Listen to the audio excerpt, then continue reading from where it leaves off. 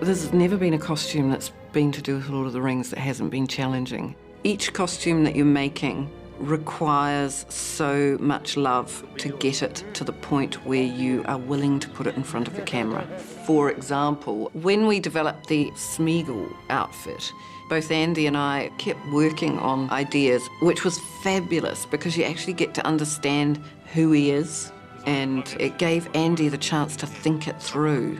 Given that his family were a fishing culture, we worked out that he'd have little bits of shells and fish hooks and things that meant something to him, and bits of things he'd found and dug up. But again, trying to retain the status of the character, I was trying to find ways of making him slightly more wealthy looking.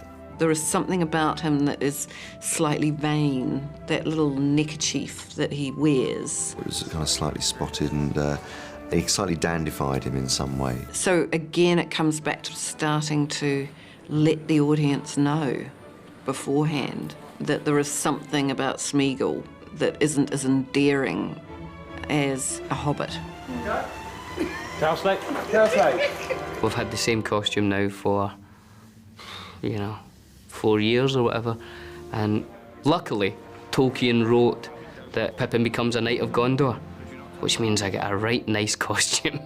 And Merry becomes a captain of Rohan. Both of these costumes are very intricate. In Pippin's case, beautiful black velvet with the embroidered Tree of Gondor and silver on it, and the same with Merry's costume. It's very, very intricately embroidered with the double horse heads of Rohan.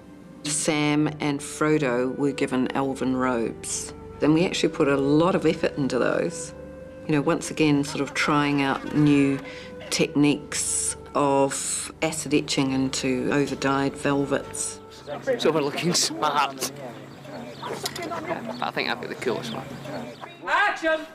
What did you do? Go back to the shithole! This is Gandalf the White, of course.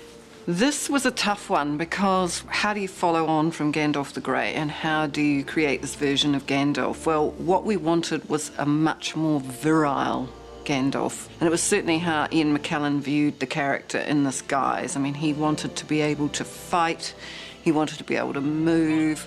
What we didn't want was the volume in the costume that we had had in Gandalf the Grey. The other thing that I wanted to do was to impart a little more elven quality, so that we had a sense of him being one foot in another world. We used some very beautiful fabrics in this. Again, they're quite subtle, and the immediate version to the eye of this is just a cream costume, but it has a lot more happening than that. These designs here on the sleeve, elven designs, which is repeated through Elrond and other characters, so it's just been reworked into this costume. And then the undergarment is very much an elven fabric, which tied him into the elven world. This immaculately embroidered gown can never be seen. There's no point in doing it, other than making me believe as I put them on that they're real clothes, which I do. We started with a T-shirt. Then we had a shirt, then we got a robe. It's 3 layers. But they never came up with any decent underwear for Gandalf. They did try. We had this palette for Gondor, the sort of silvers and the blacks. Well, I stepped away from that with Faramir because I didn't want to relate too closely to Boromir. I wanted to keep him the younger brother. Nyla had an idea that in terms of what Faramir did, the fact that he was a ranger through the forests of Ithilien or whatever, she had an idea that the costume should nearly be sort of similar in a way to Aragorn. The ranger costumes were designed for the idea that they were very practical, that they were frequently on foot, and that they needed to be slightly camouflaged. So we definitely worked with a brown-green palette for these costumes. We used quite a lot of leather and oilskin, the idea being that both were warm and waterproof. We created this front piece, and we did this by creating a large die to actually stencil it in so that it had a relief quality to it to make it a little bit more interesting. Everything about Faramir is so much more genuine, but this sort of this terrible desire to please this hideous father. I came up with the look for Denethor in exactly the same way that I came up with everyone else. I just started drawing a portrait of him. How do you make this man menacing? How do you make him this man who is, you know, heading to the edge of sanity? We wanted to make him vain and expensive, to make him look like he is wearing the most luscious of fur pelts and velvets and embroidery, and just making it as grandiose as I possibly could without resorting to colour.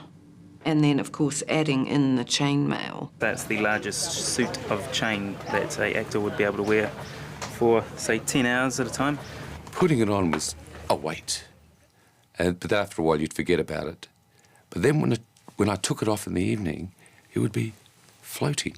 That was how heavy it was. The vanity of the man, that he imagined himself as a soldier of any kind, that was what fascinated me the most about that character. There needed to be sort of quite a clear idea that the Rohan people were a lesser civilization, I suppose, compared to Gondor. Eowyn is the niece of a king, so we wanted to make her clothes reflect that she's royalty, but also have a simplicity to them at the same time. This is the costume that you first meet Eowyn in. The garment itself is this green velvet, and then the underskirt is this leaf pattern, which has got quite a lot of metal thread in it. So it just gives a little bit of a kick in the light. And we took that piece of fabric as part of the underskirt and quilted it into this neck piece. These are Indian fabrics, and they've been put through quite heavy dye processes which change the quality of the metal and make them look very antiqued. It's such a beautiful colour, that green, and it's such heavy, heavy velvet, and when you moved it just kind of swayed from side to side. It just had such great weight about it. She's, you know, the White Lady of Rohan, so the white dress was very important. It had to symbolise so many things, you know. It had to have that sort of medieval Lady of Rohan look, or princess look, if you like. But it also had to have a strength to it. It's very simple, but has this elaborate gold and silver detail around the neck, and really sort of beautiful interior sleeve linings, and actually laces around the arms, exactly like this, but ultimately it crosses over in a very Saxon style when it's on her. And she looked fabulous in this dress. Nyla sort of be whipping things up in about 3 days, and they actually turn into gorgeous frocks. I don't know how she does it. We had already filmed a scene of Eowyn in the eggshell blue coat with the big fur collar, and then Peter wanted to shoot a scene earlier, so we needed to show the dress that was underneath this cloak. She's ended up designing something that sort of sits over that, so it suddenly becomes this beautiful, regal banquet dress. It was a chance to try a very different medieval design style that has a sort of separate embroidered front piece. And that turned out to be a really beautiful and very delicate dress. And I remember the premiere, and I remember thinking as that scene came up, oh my God, this is classic Peter. It's just a headshot. No point in having any ego when it comes to these things. I wish there'd been more girls for her in it, because I think she liked having a chance to dress the girls, you know. Yes, it was very much the relief for the wardrobe department to make some very beautiful dresses. This is what was known in the wardrobe as Arwen's dying frock. The first time Liv put this dress on, it was a magic moment and has continued to be so. The costume really began with these two colours, and once again constantly over-dyeing these to get this aged red colour. And then we worked in this brocade. The girls in the wardrobe department have actually hand-stitched all of this embroidery. Hours and hours of work. And these huge sleeves, they just drop right back, and so her arm will suddenly appear quite naked on screen, and it's incredibly sensual.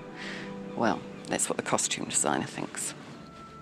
I had done this portrait of Liv wearing the coronation crown, which was based on the idea of a butterfly, and it had to have the hanging jewels. And my reason for that was that I wanted to frame her ears. So it was all about highlighting those fabulous little elfin ears.